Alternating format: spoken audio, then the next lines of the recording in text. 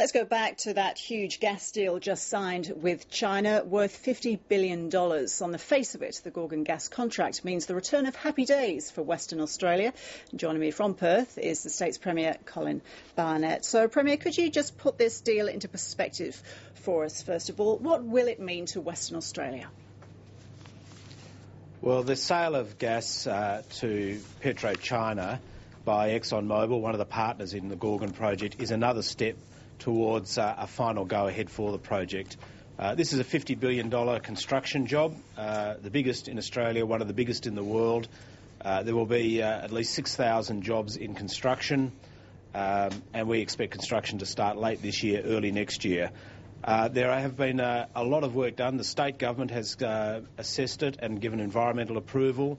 The Commonwealth government and the state on Monday made an agreement about the long-term liability for any carbon dioxide emissions that might occur.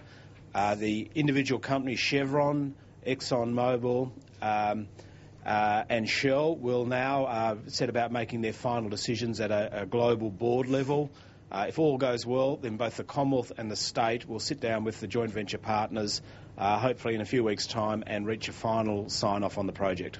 So this tag of $50 billion has been attached to the project. What is the breakdown of that, though? How much will go to the companies involved and how much to state and federal coffers? Well, look, this is a massive project, and that one particular contract for $50 billion is for 2.25 million tonnes. The Gorgon project as a whole will produce 30 million tonnes a year, so it's just one contract amongst many. This will mean literally billions and billions of dollars in revenue to the Commonwealth government because the gas is in Commonwealth waters, but the state will also benefit through obviously its own tax collections, but also we will share in that Commonwealth revenue in an agreement reached between the Commonwealth and the state. And that will probably run at about $100 million a year for projects and particularly infrastructure in Western Australia.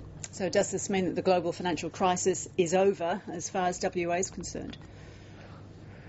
Look, Western Australia, like all of the country, has been affected by that.